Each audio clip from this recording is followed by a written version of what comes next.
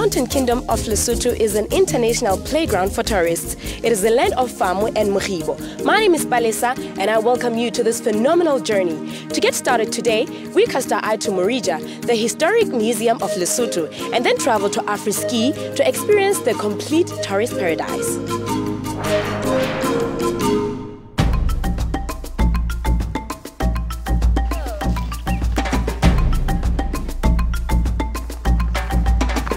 A trip to any country is incomplete without a visit to their local museum. So we took a trip to the historical town of Morija to find out more.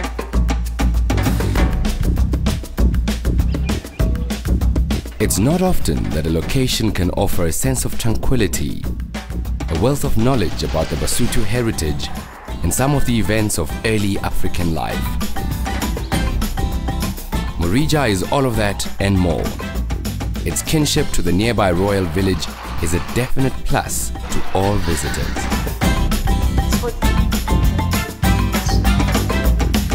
Tell me about the history of the village of Morija. This village was started by the French missionaries in 1833.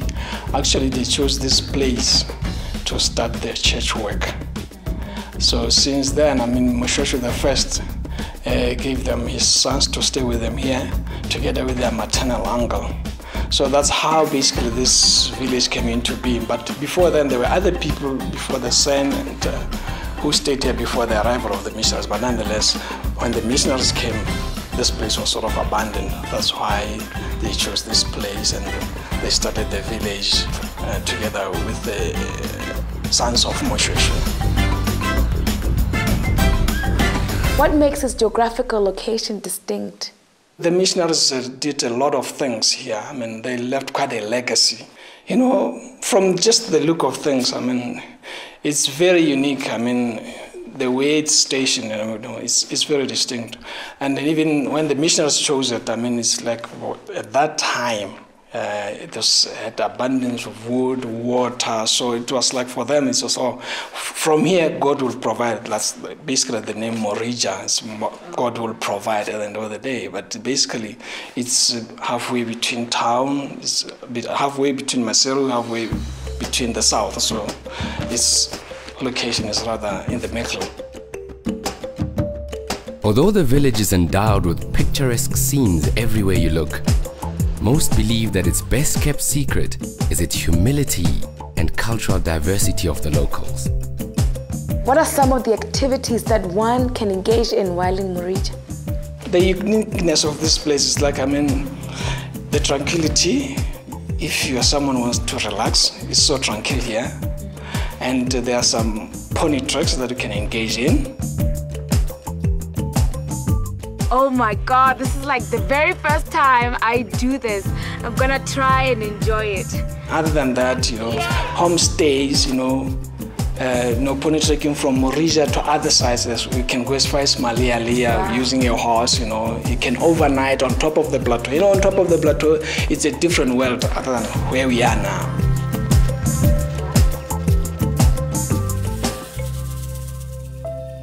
In conclusion, please give me your own recommendation of places that I could see just to make my visit worthwhile in Morija. First of all, we can start with the museum so that you can understand the history of the country as well as the village itself. So from here, people guide you to other places of depending what you like. If you are a religious person, you've got the church, which was built in 1847. You can go into it. And then you've got the printing. You've got so many institutions that you can go, You are always welcome there. And from there, you can go to the dinosaur footprints at the middle of the mountain, although it's rather steep, but nonetheless, it's good for exercise. Why not? And then you can see Morija from above.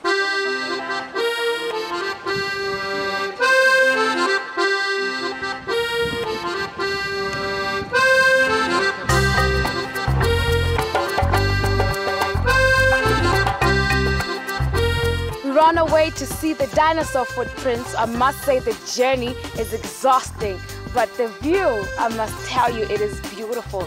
Come on, let's continue with our journey, hey? Keep going, Mapule. The road to tranquility is paved with steep hills, large stones, and well, challenges. The experience of reaching the site is worth every step. What are these markings on this rock here? These are dinosaur footprints. As you can see, actually let me start with the cracks. You can see this is mud cracks. It was initially mud before it turned into stone. And then the dinosaur walked while it was still wet. And then that's how it left its footprints there. These are dinosaur footprints actually.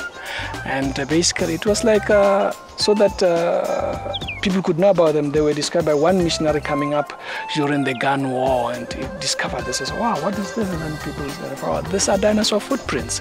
I think that was in 1881, if my memory serves me well. At least how big were they? This one, it might be a meter and a half, actually. We normally refer to it as a Lesothosaurus. It's a three-toed dinosaur. Yeah, pretty small, but very aggressive, actually.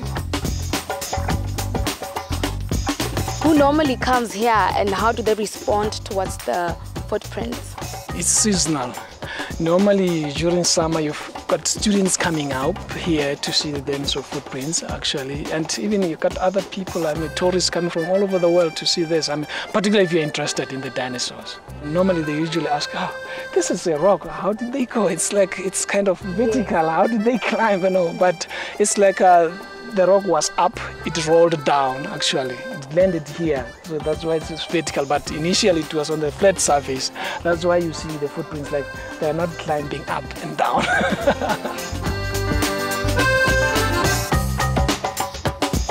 The experience coming to Murija has been amazing, I must say. I haven't been here in a very long time, and it's been so exciting seeing the dinosaur footprints, the museum, a whole lot of other things, really. It's been exciting, even though it was a bit exhausting, but it's been worth it, I must say. The highlight was the horse riding. It was very frightening, because I haven't done it before. I thought I was gonna fall over. Some people think Lesotho, all we do is horse ride, but there's actually a lot you can see. I encourage everybody to come and explore and have fun and learn about the beauty of Lesotho and actually enjoy it.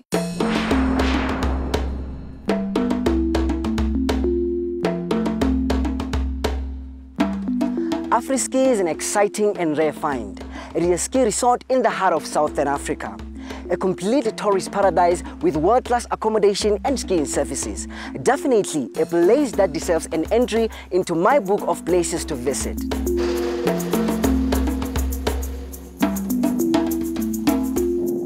Although skiing is an experience that the African climate denies us, modern man with his perseverance and technology was never going to take it lying down.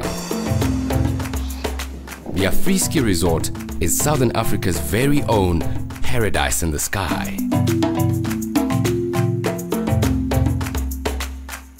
Tell us about the concept of AfriSki Resort here in Lesotho. AfriSki Resort started in 2002 and has slowly had an organic growth.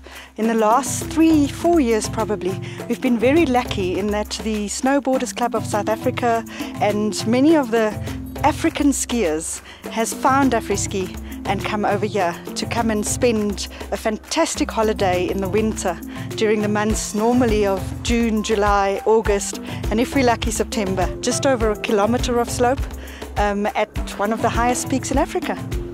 We also have summer activities which we've recently started. The resort's been very successful in the winter, and we have this lovely environment in Lesotho, very good for abseiling, for 4x4ing, for quads, for pony trekking and the like. So this year, part of our expansion program is to really focus a lot on our summer activities, which typically again starts in October, November, taking us through to March. Where exactly is it located? AfriSki is in the Maluti Mountains. You go up to about 3,200 meters above sea level and then drop down into our bowl that we call the AfriSki Resort. With its offering of world-class entertainment, exciting quad biking trails, and breathtaking accommodation, AfriSki has placed itself as a premium lifestyle resort. It's about 4.5 hours from the main centres in South Africa, which is where we get most of our guests from. So basically Bloemfontein, Johannesburg, Pretoria. We're starting slowly to get some guests up from Durban and the Natal. I think they haven't discovered us yet. And also, very importantly, getting a lot of guests coming in from Europe. We've been blessed to be asked to perhaps host the Austrian Olympic team for their 2-week practice session next year. We sleep about 352 people. On a day when the resort is full over weekends and the like, we also take day visitors. We can take a maximum of 1,000 people at the moment. We actually provide for very many different types of styles and preferences. So from backpackers, which is shared accommodation, sharing the communal services in the backpackers, right up to what we consider 4-star accommodation, where it's a chalet that's fully equipped, that is typical use for between family and friends of about 8 to 12 people. Top class finishes and the like, right to apartments where you can either bring in groups of 6, 8 or 12, and even apartments where 2 or 4 people can join.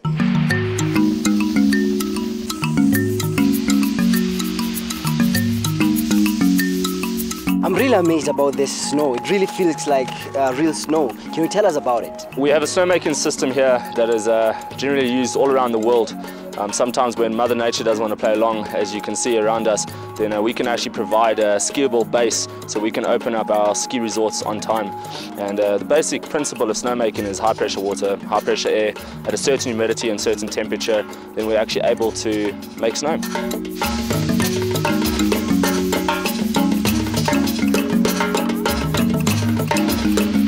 We have, say, about 100 days of a season for snowmaking. We rely on snowmaking almost every day, whenever possible. So as soon as the temperatures are right, we'll make snow, because as you can feel right now, it gets quite warm in the daytime. At night time, it cools down quite drastically. So we always want to make sure that we can have as much snow as possible, so we can definitely rely on our skiable terrain to be ready for our guests. So a lot of tourists, they just want to see it white, and that's what we're here for. We make it white and we make it pretty. Firstly, these are your ski pants. Stick it on your head there, good.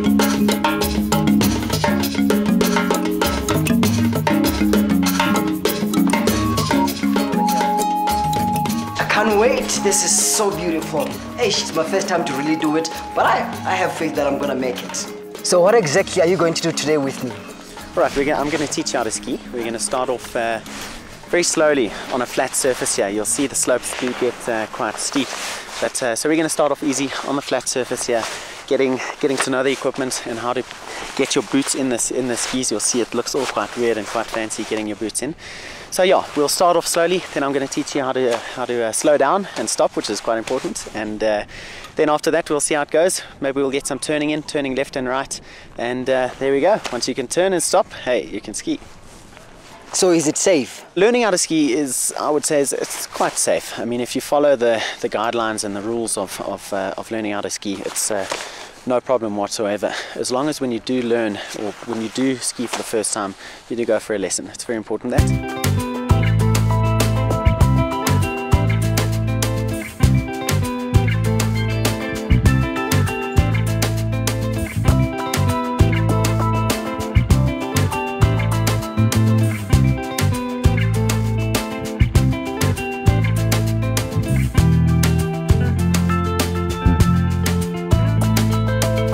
So as a learner, what is the best advice that you can give me? Hey, I mean, just be confident, don't worry about anything, and yeah, just relax. It can take quite a while. We compress it here at a Frisky. We do it in a shorter time span.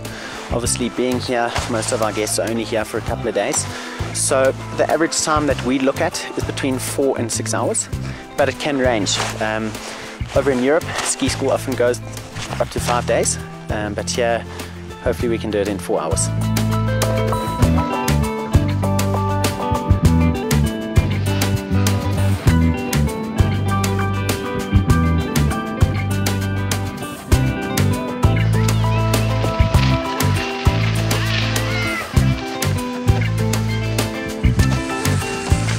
I thought it was difficult, but I've never fallen even once. So that means it is not really that difficult. Why don't you come and try for yourself at Afri-Ski? I mean, you can do it if I can.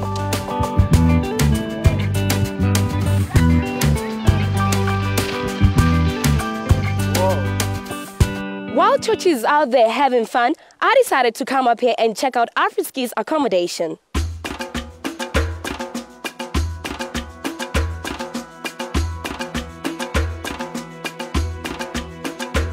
How did you manage to recreate a little bit of Austria right here in the mountains of Lesotho? Well, the brief was to create an authentic, old-fashioned, traditional Austrian village here in Afriski. And we researched a few of the South African options, like the timber construction, timber houses. But it turned out to be too expensive because fewer people want to work up here in these conditions, this altitude, and it's very difficult to get hold of materials and so on here if you forget something. So we traveled through Europe and researched Canada and the States as well, and eventually ended up with a company in Estonia which uses Scandinavian timber, spruce, but German technology to create their homes.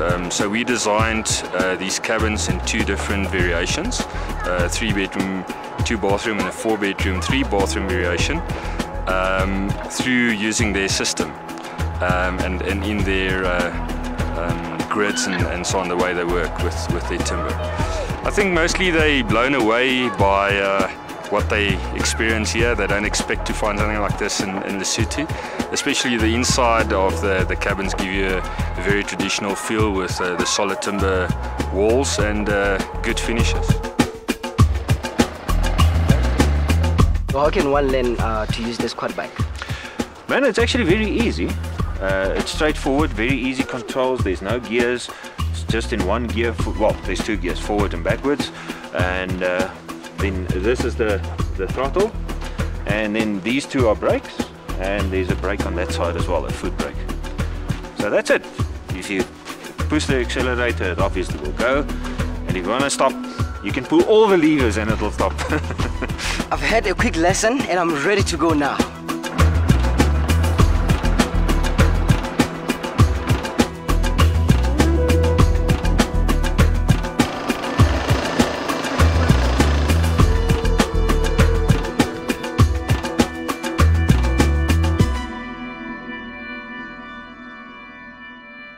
As an interior designer, could you please tell us a bit about your work? What is the whole inspiration behind the work?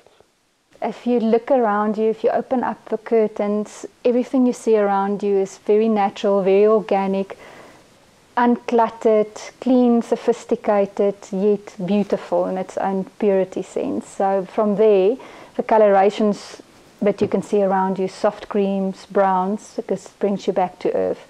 Lots of natural wood to keep in line with the fact that we are in an African environment where we do believe in making use of natural materials to get the best out of the buildings. With regards to the wooden timber, it's bringing the outside back to the inside again, so that you've got the continuity of it, but in a lot softer in the coloration of the wood, so that it's not that dark and morbid kind of place when you walk in.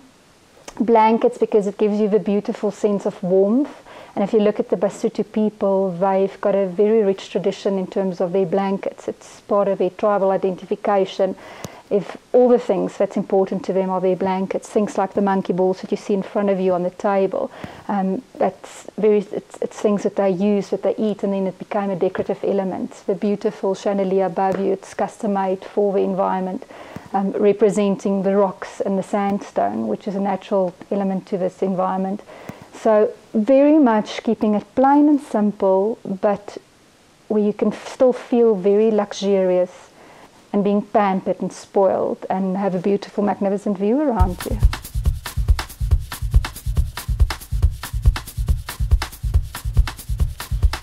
Wow, this is magnificent. I wouldn't really mind spending my weekend in one of these chalets. What about you?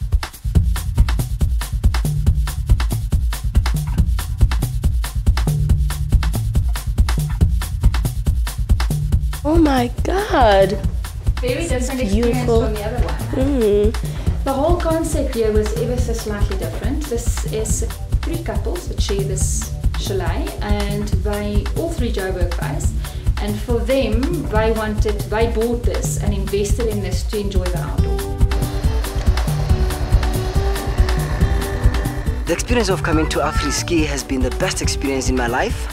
because as a young person, as a person living in the country like Lesotho, I like things like this. Now, I didn't know anything about Afri-ski, but today I came. It's beautiful, adventurous, and that's exactly what I want. That's the best thing in my life today. I can encourage you, whoever watching the show now, if you want to come to Afri-ski, you can and do a skiing. It's very beautiful. What is good is they have a very good safety. Like there are instructors, they take you step by step, they explain everything. Now, you cannot actually be in trouble if you try it. Now, coming here, if you're in love with nature, is the best thing that you can do for yourself.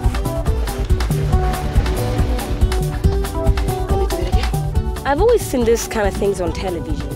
And I thought, oh my God, why are they risking? Why are they doing this?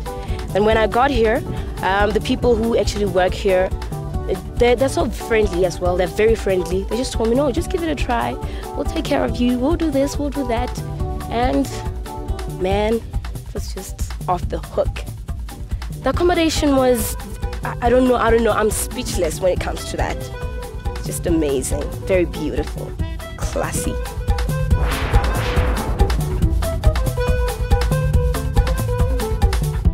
The Pofun Cave and Cultural Historical Site is one of those rare places through which we can trace the history of Lesotho and that of the world.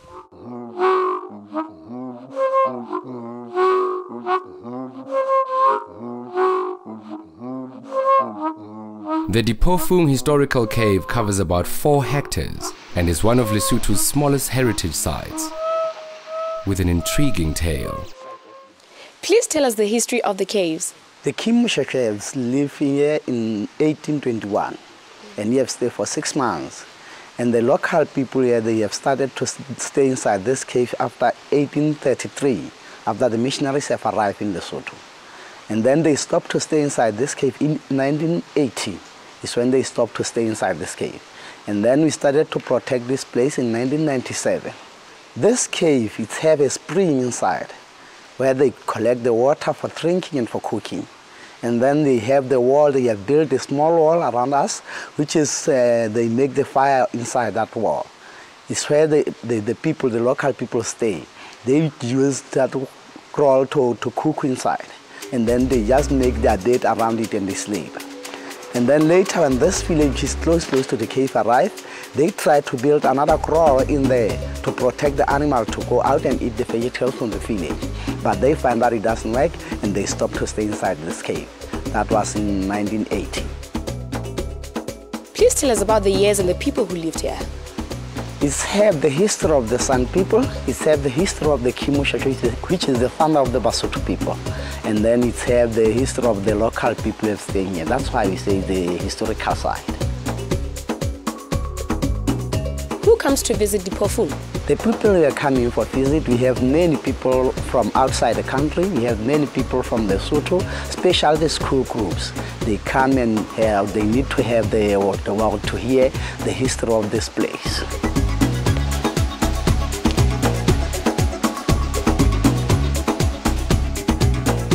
Walking around here makes one feel the presence of people who used to live here hundreds and hundreds of years ago. So could you please tell us a bit about these rock paintings?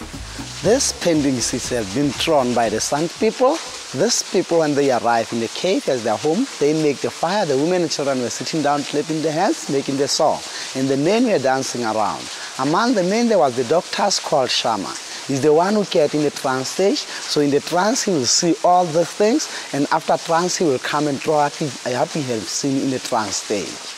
They use the clay pot. Those people, they didn't cook so much. They can cook after some couple of months. They make the clay pot to cook. After they have used all that food, they kill all the clay pot, they grind it, they mix it with the blood of the animal, with the fat, with the plant, and they know how to take the chemicals from the stone.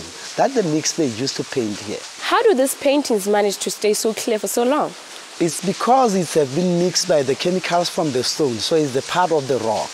The paintings is show the San people how it's going to live, how it's going to hunt, how they were going to be their life. So as I say, they were sick and then they want to have the heal. They must know about the trance, that how they can be healed. It might have been 5,000 years ago, but walking around here just made me feel their presence. my imagination started working. It felt so real.